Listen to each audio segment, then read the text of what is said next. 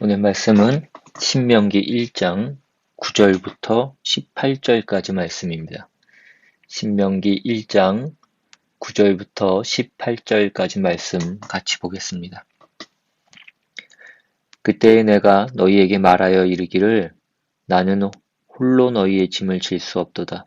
너희의 하나님 여호와께서 너희를 번성하게 하셨으므로 너희가 오늘날 하늘의 별같이 많거니와 너희 조상의 하나님 여호와께서 너희를 현재보다 1000배나 많게 하시며 너희에게 허락하신 것과 같이 너희에게 복 주시기를 원하노라. 그런즉 나 홀로 어찌 능히 너희의 괴로운 일과 너희의 힘겨운 일과 너희의 다투는 일을 담당할 수 있으랴. 너희의 각 지파에서 지혜와 지식이 있는 인정받는 자들을 택하라. 내가 그들을 세워 너희 수령을 삼으리라 한즉 너희가 내게 대답하여 이르기를 당신의 말씀대로 하는 것이 좋다 하기에 내가 너희 지파의 수령으로 지혜가 있고 인정받는 자들을 취하여 너희의 수령을 삼되 곧 각 지파를 따라 천부장과 백부장과 오십부장과 십부장과 조장을 삼고 내가 그때에 너희의 재판장들에게 명하여 이르기를 너희가 너희의 형제 중에서 송사를 들을 때에 쌍방간에 공정히 판결할 것이며 그들 중에 있는 타국인에게도 그리할 것이라. 재판은 하나님께 속한 것인즉 너희가 재판할 때에 외모를 보지 말고 귀천을 차별 없이 듣고 사람의 낯을 두려워하지 말 것이며 스스로 결단하기 어려운 일이 있거든 내게로 돌리라. 내가 들으리라 하였고 내가 너희의 행할 모든 일을 그때에 너희에게 다 명령하였느니라. 아멘. 새해가 밝았습니다. 돌이켜보면 다사다난하지 않은 해가 없었겠지만 작년 한 해는 더욱 유난히 그랬던 것 같습니다.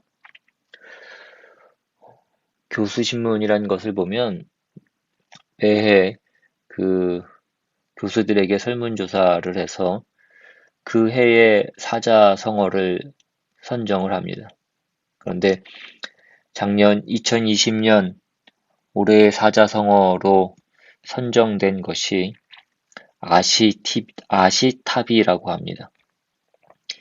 이 아시타비라는 말은 원래 있던 사자성어가 아니라 우리가 흔히 말하는 내로남불, 즉 내가 하면 로맨스고 남이 하면 불륜이라는 그 내로남불이라는 말을 그 한자 그 사자성어로 만든 그런 신조어입니다. 글자 그대로 나는 옳고 남은 그르다라는 뜻입니다. 이 아시타비가 올해의 사자성어가 된 것은 사람들이 모든 잘못을 남 탓으로 돌리고 서로를 비난하고 헐뜯는 그 소모적인 싸움만 무성할 뿐 서로 협력해서 건설적으로 문제를 해결하려는 어떤 그 노력은 보이지 않기 때문이라는 것입니다. 여당과 야당이 그렇고 진보와 보수는 물론 법무부 장관과 검찰총장 사이에서도 이 내로남불 사태가 불거졌던 것이 지난 한 해였습니다. 작년 한 해 특히 이 법원과 검찰이 굉장히 시끄러웠습니다. 정의와 공의가 실현돼야 될 그 사법부가 언제부턴가 국민의 지탄을 받고 또 핵심 개혁의 대상이 되었습니다. 국민들의 안녕과 질서를 위해서 그들에게 주어진 권력이 남용되어지고 있는 것입니다. 본문에 들어가기에 앞서서 이런 말씀을 드리는 것은 어떤 정치적인 얘기를 하려고 하는 것이 아니라 오늘 본문에 보시면 이제 그 약속의 땅을 눈앞에 두고 이제 모세가 그 이스라엘 백성들을 독려하여서 그 땅에 들어가 이제 그 가나안 원주민들을 몰아내고 그 땅을 차지해야 되는 그 전쟁을 눈앞에 둔 백성들에게 그 중간 지도자, 즉 재판관을 세우는 그 말씀을 하고 있기 때문입니다. 오늘 우리가 본문 바로 앞에 있는 그 8절을 보시면 내가 너희의 조상 아브라함과 이삭과 야곱에게 맹세하여 그들과 그들의 후손에게 주리라 한 땅이 너희 앞에 있으니 들어가서 그 땅을 차지할지니라 라고 되어 있습니다. 이 말씀은 하나님의 약속하신 땅을 이스라엘 백성들은 신뢰하는 마음으로 들어가 차지해야 마땅하다라는 사실을 강조하는 표현입니다. 그러니까 가나안 원주민과의 전쟁으로 인한 어떤 공포와 두려움 가운데 있는 이스라엘 백성들에게 하나님을 신뢰하고 그 전쟁을 임할 것을 말씀하고 있는 것입니다. 그런데 왜 이 가나안 정복 전쟁의 그 과업을 독려하고 설득시키는 이 맥락 가운데에서 갑자기 모세가 그 천부장, 백부장, 오십부장, 십부장 그 중간 지도자들을 세운 것을 다시 말씀하고 있느냐 하는 것입니다. 우리는 지난주에 신명기를 시작하면서 그 율법이라는 것이 어떤 부정적인 차원에서 인간들에게 허락된 것이 아니고 긍정적인 차원에서 허락되었다라는 것을 우리가 확인했습니다. 아담의 범죄 이후로 인간에게 선택의 여지가 없었는데 그 절망과 심판밖에 남지 않았었는데 그것을 면하는 길이 생겼다라는 것입니다. 그것이 율법의 가치라고 했습니다. 그래서 이 약속의 땅을 들어가기 위해서 율법이 필요한 것입니다. 그런데 거기서 갑자기 많은 그 부장들을 세우는 내용, 그러니까 천부장과 백부장과 오십부장과 십부장을 세우는 이 일을 이야기합니다. 이 내용은 출애굽기 18장에 나오는 내용입니다. 출애굽기 18장으로 한번 가셔서 13절 이하부터 보시면 이튿날 모세가 백성을 재판하느라고 앉아있고 백성은 아침부터 저녁까지 모세 곁에 서 있는지라. 모세의 장인이 모세가 백성에게 행하는 모든 일을 보고 이르되 네가 이 백성에게 행하는 이 일이 어찌 됨이냐? 어찌하여 네가 홀로 앉아있고 백성은 아침부터 저녁까지 내 곁에 서 있느냐? 모세가 그의 장인에게 대답하되 백성이 하나님께 물으려고 내게로 옴이라. 그들이 일이 있으면 내게로 오나니 내가 그 양쪽을 재판하여 하나님의 율례와 법도를 알게 하나이다. 모세의 장인이 그에게 이르되 네가 하는 것이 옳지 못하도다. 너와 또 너와 함께한 이 백성이 필경 기력이 쇠하리니 이 일이 내게 너무 중함이라 네가 혼자 할 수 없으리라. 이제 내 말을 들으라. 내가 내게 방침을 가르치리니 하나님이 너와 함께 계실지로다. 너는 하나님 앞에서 그 백성을 위하여 그 사건들을 하나님께 가져오며 그들에게 율례와 법도를 가르쳐서 마땅히 갈 길과 할 일을 그들에게 보이고 너는 또 온 백성 가운데서 능력 있는 사람들 곧 하나님을 두려워하며 진실하며 불의한 이웃을 미워하는 자를 살펴서 백성 위에 세워 천부장과 백부장과 오십부장과 십부장을 삼아 그들이 때를 따라 백성을 재판하게 하라. 큰 일은 모두 내게 가져갈 것이요 작은 일은 모두 그들이 스스로 재판할 것이니 그리하면 그들이 너와 함께 담당할 것인즉 일이 내게 쉬우리라. 모세가 이제 이 장인의 충고를 받아들여서 많은 중간 지도자들을 세우게 되었습니다. 그런데 이 얘기를 왜 지금 이 신명기 서두에서 그 약속의 땅에 들어가야 할 이스라엘 백성들에게 이 문제를 다시 한번 되새기게 하고 기억나게 하냐 이것입니다. 몇 가지를 생각해 볼 수 있을 것입니다. 먼저는 그 중간 지도자들을 세워야 됐던 그 이유가 그 이스라엘의 백성들의 숫자가 많아졌기 때문인데 이것은 아브라함과 이삭과 야곱에게 주신 하나님의 그 약속이 실현된 것으로 그 이스라엘 백성의 숫자가 많아진 것입니다. 그 내용이 오늘 본문 10절과 12절 사이에도 나옵니다. 그러니까 지금 모세가 이스라엘 백성들에게 이것을 다시 한번 상기시킴으로 그러니까 하나님께서 이스라엘 백성들을 그 아브라함과 이삭과 야곱의 자손들의 숫자를 하늘의 별같이 많게 하시겠다라는 그 약속을 실현시켜 주신 것 같이 이제 그 가나안 땅을 이스라엘 백성들에게 그 기업으로 주시겠다라는 그 약속도 실현될 것이라는 것을, 그 믿음을 심어주고 있는 것입니다. 그리고 또한 중요한 이유는 그 중간 지도자들을 세움으로써 이스라엘 백성의 억울하고 원통한 민원이 적절하게 수리되고 해결되게 하기 위한 것이라는. 그래서 이스라엘 백성 안에서 하나님의 공평과 정의가 이루어지게 하기 위한 것입니다.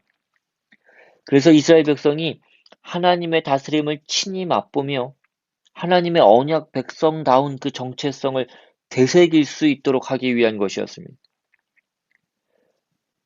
여러분, 적과 꿀이 흐르는 땅은 다만 환경에서 복된 땅인 것이 아니라 하나님이 다스리기 때문에 좋은 것입니다. 그러니까 율법이 시행된다라는 것은 우리가 지난 시간에 살펴본 바와 같이 그 율법이 누구를 잡기 위해서 베풀어지는 것이 아니라 적과 꿀이 흐르도록 보호하자고 허락된 것임을 우리는 알아야 됩니다. 그러니까 율법은 이 법을 선포하여 이제부터 이 법을 어기면 죽는다가 그 목적이 아니라 이 법이 있음으로써 모두가 복된 삶을 살며 악한 일이 일어나지 않도록 하는 그 방패와 보호 장치로 이것이 주어졌다라는 데에 그 뜻이 있습니다. 하박국으로 가셔서 하박국 1장 2절 이하를 보시면 여호와여 내가 부르짖어도 주께서 듣지 아니하시니 어느 때까지리이까 내가 강포로 말미암아 외쳐도 주께서 구원하지 아니하시나이다. 어찌하여 내게 죄악을 보게 하시며 패역을 눈으로 보게 하시나이까. 강탈과 강포가 내 앞에 있고 변론과 분쟁이 일어났나이다. 이러므로 율법이 해이하고 정의가 전혀 시행되지 못하오니 이는 악인이 의인을 에워쌌으므로 정의가 굽게 행하여 짐이니이다. 지금 하박국 선지자가 그 남왕국 유다의 잘못된 사회상을 표현하고 있는 것인데 뭐라고 얘기하고 있냐면 율법이 해이하고 정의가 시행되지 못한다라고 얘기합니다. 그러니까 그 사회의 보호장치가 다 끊어졌다는 것입니다. 저들이 악하여 율법을 안 지킵니다 정도가 아니라 율법이 파괴되어서 우리의 그 보호장치가 무너져서 이 사회가 엉망진창이다. 이것을 지금 하나님 앞에 그가 하소연하고 있는 것입니다. 여러분, 우리가 언뜻 생각하면 그 율법이 해이하고 정의가 시행되지 않으면 누구 보고 뭐라고 해야 되는 것이 맞습니까? 그걸 안 지킨 백성 보고 뭐라고 해야지 그것이 맞을 것 같은데 너희가 어찌하여 율법을 지키지 않으며 정의를 시행하지 않는가? 회개하라. 이렇게 얘기해야 될 것 같은데 근데 지금 하박국 선지자는 그렇게 하지 않고 하나님 앞에 하소연하고 있는 것입니다. 하나님, 율법이 그 기능을 하지 못하고 정의가 시행되지 못합니다. 하나님이 우리의 모든 안전장치가 다 무너졌습니다. 이렇게 얘기하고 있는 것입니다. 여러분, 우리에게 그 율법은 늘 부정적으로 우리 가운데 그려져서 어떤 우리가 피해야 될 덫같이 그렇게 생각이 되어지는데 율법은 그런 것이 아니라 마치 울타리와 같아서 우리가 밖으로 나가는 것을 막을 뿐만 아니라 밖에서 무엇이 들어오는 것도 막는 것입니다. 이것이 말하자면 율법인 것입니다. 그러니까 약속의 땅에서는 이 율법이 통치의 모든 기반이자 그 땅의 백성들의 보호장치인 것입니다. 그러니까 이것이 먼저 시행되어야 되고 모두에게 시행되어야 하는 것입니다. 그래서 모세 혼자 그 일을 백성들에게 베풀기 부족했기 때문에 중간 지도자들을 세운 것인데 그들이 누구였냐면 바로 재판장이라는 것입니다. 그래서 이제 이후에 이스라엘 백성들이 그 가나안 땅에 들어가서 그 정복 전쟁을 마친 후에 그 사사기가 시작이 되는데 거기서 말하는 그 사사는 재판장입니다. 영어 표현으로 보시면 judge라고 그렇게 되어 있습니다. 그런데 그 사사기를 읽으면 그들이 어떤 재판관의, 우리가 알고 있는 어떤 재판관의 모습이 아니라 거의 군대 사령관처럼 그렇게 나오는 것을 보게 됩니다. 이것이 왜 그렇게 나오냐면 그들은 자기 백성을 보호하는 자이기 때문인 것입니다. 그 외적의 침입으로부터, 악으로부터, 어떤 시험으로부터 그 백성을 보호하는 자인 것입니다. 그것을 칼로 보호하는 것이 아니라 율법으로 보호하는 것입니다. 잘못한 자를 벌 줌으로써 잘못하지 않게 하고 악이 들어와서 힘을 쓰지 못하도록 하는 것입니다. 들어오지 못하게 할 뿐만 아니라 들어와서도 힘쓰지 못하게 하는 역할을 그 율법이 하는 것입니다. 그래서 그것이 온 백성에게 시행되게끔 이 지도자들을 세우는 것입니다. 여러분, 이제 이스라엘 백성들은 가나안 땅에 들어가야 됩니다. 그것은 젖과 꿀이 흐르는 땅입니다. 그런데 그들이 그 일을 위해서 먼저 한 일이 그 전쟁을 할 사람들을 준비하는 것이 아니라 재판관들부터 세웠다라는 것입니다. 하나님의 통치, 하나님의 보호하심이 모두에게 골고루 혜택을 입게 하기 위해서 그 일을 하는 것입니다. 본문으로 돌아와서 15절 이하를 보시면 그 뽑힌 그 수령들, 그 중간 지도자들이 재판관이라는 내용이 나옵니다. 15절에 내가 너희 지파의 수령으로 지혜가 있고 인정받는 자들을 취하여 너희 수령을 삼되 곧 각 지파를 따라 천부장과 백부장과 오십부장과 십부장과 조장을 삼고 내가 그때 너희의 재판장들에게 명하여 이르기를 너희가 너희의 형제 중에서 송사를 들을 때에 쌍방간에 공정히 판결할 것이며 이렇게 나오는 것입니다. 그러니까 그 수령들은 다 재판관들이고 그들은 재판을 공정하게 판결해야 되는 사람들이었습니다. 17절에 재판은 하나님께 속한 것인즉 너희는 재판할 때 외모를 보지 말고 귀천을 차별 없이 듣고 사람의 낯을 두려워하지 말 것이며 이렇게 나오는 것입니다. 그러니까 재판의 기준은 율법인데 재판을 한다는 것, 그 재판관이 있다는 것은 그 사회가 법이 지켜진다는 뜻이고 그것은 그 악과 그 흉악함이 힘을 쓰지 못하는 곳이라는 뜻입니다. 보호와 보호 장치가 있다는 뜻입니다. 그러니까 율법이라고 하는 것은 누구를 잡기 위해서 틀리면 벌 받는다가 다가 아니라 그 백성들에게 일종의 보호 장치인 것입니다. 그래서 성경에 나오는 재판은 누가 맞고 누가 틀렸나를 재판이 아닌 것을 볼 수 있습니다. 누가복음 18장으로 한번 가셔서 18장 1절 이하를 보시면 예수께서 그들에게 항상 기도하고 낙심하지 말아야 할 것을 비유로 말씀하여 이르시되 어떤 도시에 하나님을 두려워하지 않고 사람을 무시하는 한 재판장이 있는데 그 도시에 한 과부가 있어 자주 그에게 가서 내 원수에 대한 나의 원한을 풀어주소서 하되 그러니까 지금 여기 나오는 재판관은 나의 억울한 문제를 풀어줄 수 있는 자인 것입니다. 나를 보호해 주는 자인 것입니다. 여러분, 최후의 심판도 마찬가지입니다.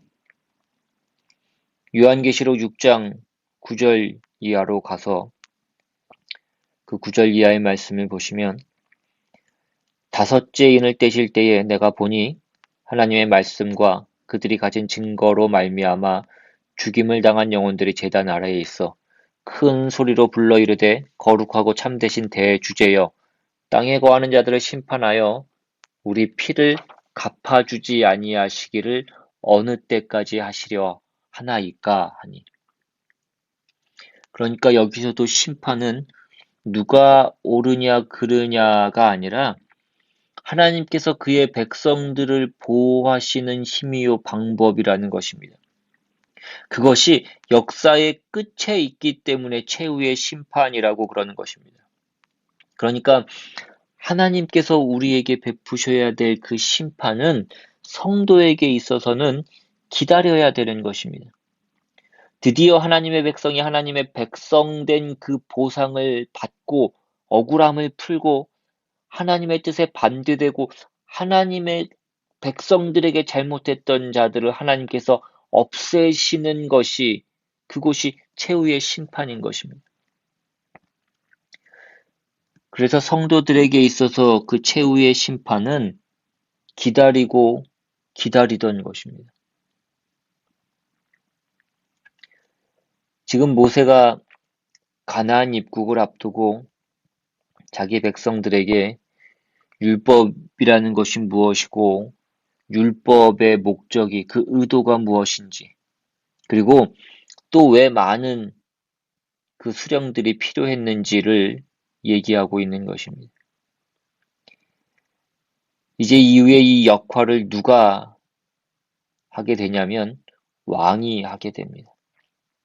그래서 우리가 잘 아는 그 솔로몬이 하나님께 1000번제를 드리고 하나님께 지혜를 구하고 그 지혜를 받게 된 것을 우리가 잘 알고 있는데 그 솔로몬이 하나님께 그 지혜를 왜 구했냐면 열왕기상 3장에 보시면 나의 하나님 여호와여 주께서 종으로 종의 아버지 다윗을 대신하여 왕이 되게 하셨은즉 종은 작은 아이라 출입할 줄을 알지 못하고 주께서 택하신 백성 가운데 있나이다.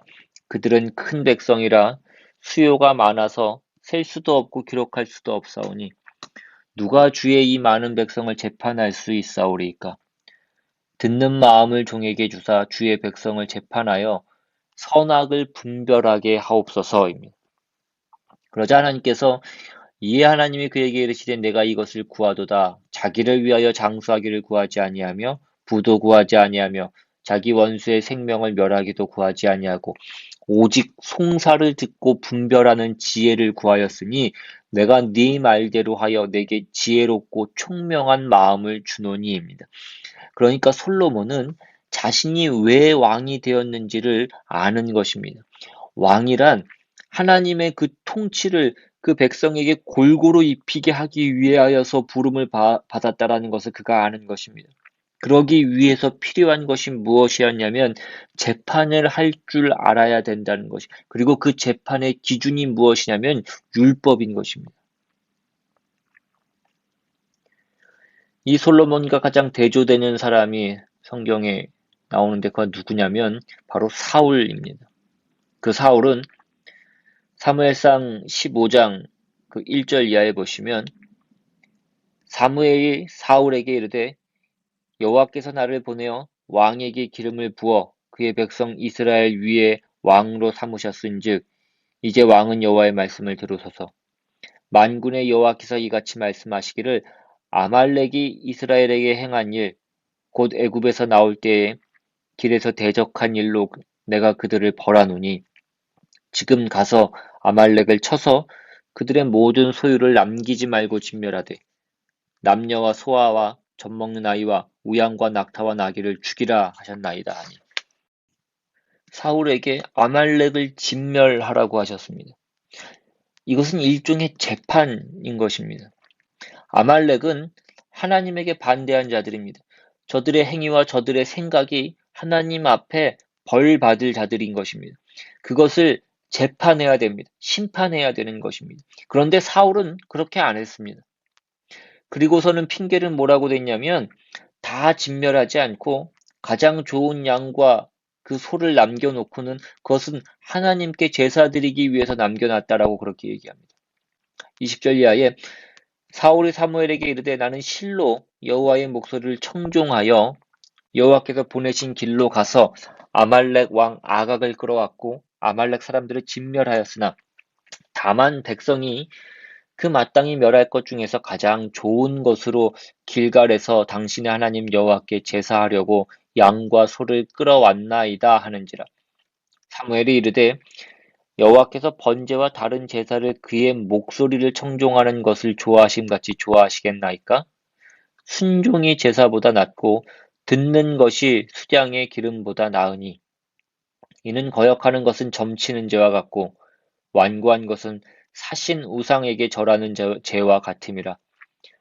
왕이 여호와의 말씀을 버렸으므로 여호와께서도 왕을 버려 왕이 되지 못하게 하셨나이다 하니.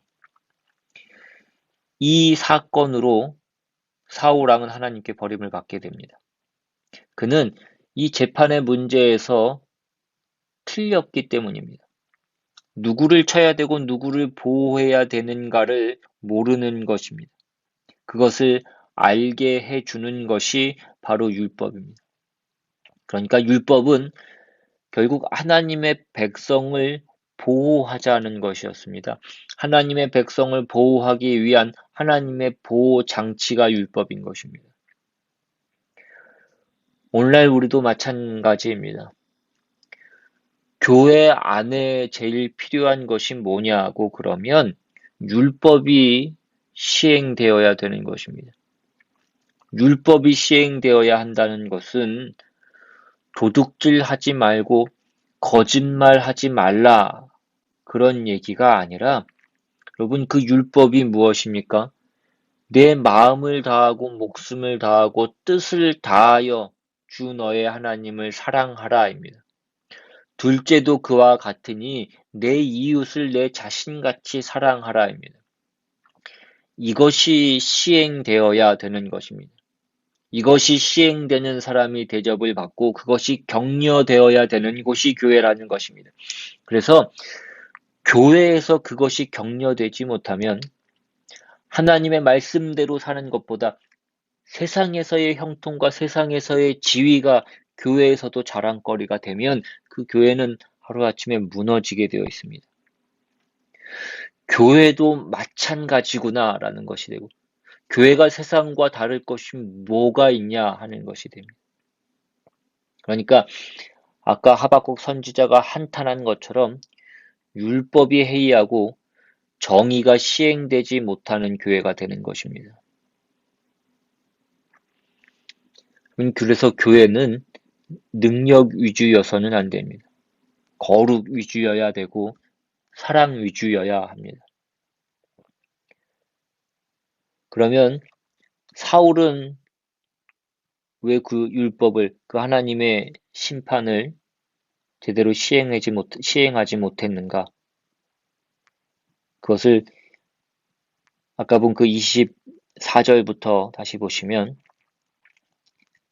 사울이 사무엘에게 이르되 내가 범죄하였나이다.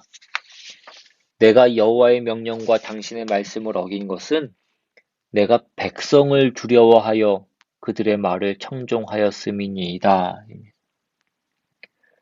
그러니까 사울은 하나님의 일꾼으로 서 있지 않고 사람에게 인기를 얻기 위해서 서 있는 것입니다.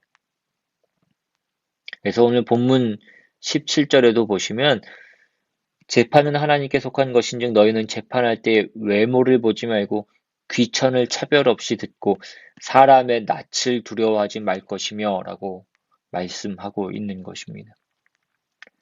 여러분 이것이 쉽게 할 수 있는 것이 아닙니다. 이 유혹을 쉽게 이길 수 있는 것이 아닙니다. 목사에게도 이것은 어려운 것입니다. 목회를 하다 보면 교인들에게 잘한다고 칭찬할 수 있는 것보다 격려할 수 있는 것보다 지적할 것이 훨씬 많은 것이 사실입니다. 우리 모두는 거룩을 본성으로 해서 태어나지 않았기 때문에 잘못하는 것이 훨씬 많은 것이 일반입니다. 그런데 목사가 교인을 지적하는 것이 굉장히 어렵습니다. 자기는 뭐 잘하나 이렇게 얘기하면 할 말이 없어지기 때문입니다. 목사라고 완벽해서 꾸중할 수 있는 그 위치에 있는 것이 아니기 때문입니다. 그러니 자기도 죄인이고 자기도 늘 실수하면서 자기는 뭐가 잘났다고 우리 보고 뭐라고 하나 그렇게 얘기하면 할 말이 없습니다. 그러나 목사는 이 일을 맡았기에 때로는 그 지적을 하는 것입니다. 목사가 설교에서 뭐라고 얘기하는 것은 어떤 특정한 누군가를 생각하고 소위 말하는 그 사람을 까기 위해서 그 말씀을 하는 것이 아닙니다. 그러니까 여러분은 각자의 수준에 맞게 그것을 이해할 수 있어야 됩니다.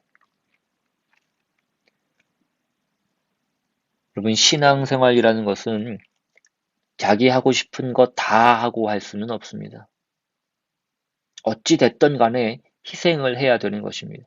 그 희생을 어느 만큼 하느냐가 그 사람의 신앙의 어떤 수준인 것입니다. 자학하라고 말씀하는 것이 아닙니다.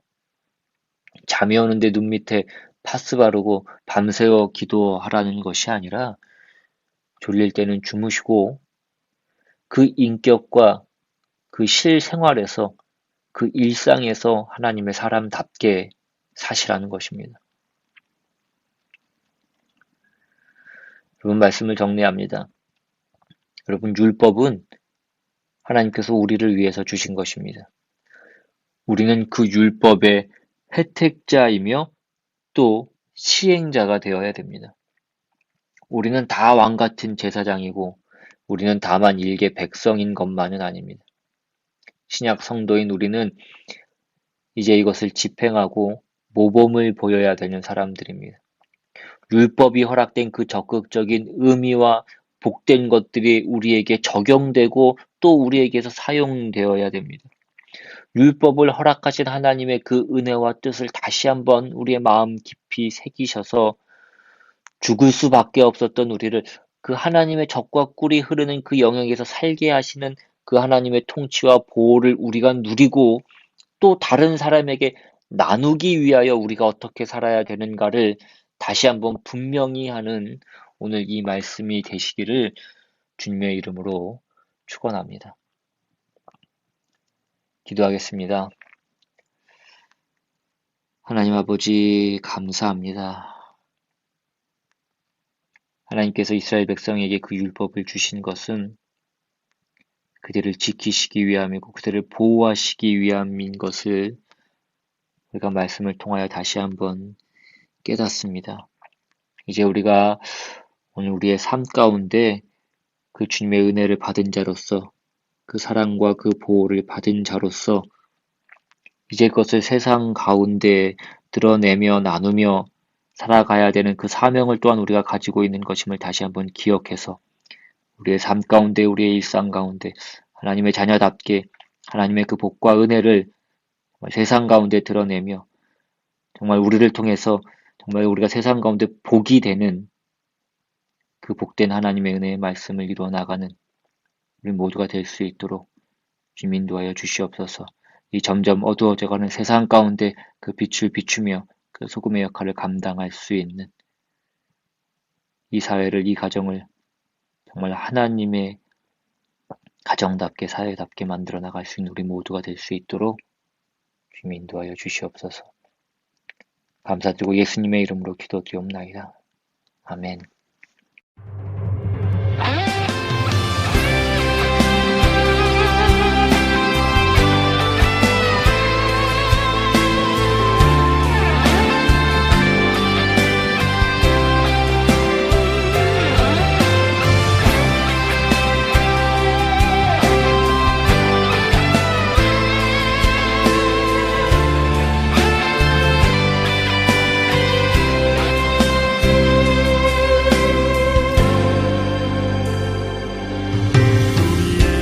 소원이 하나 있네.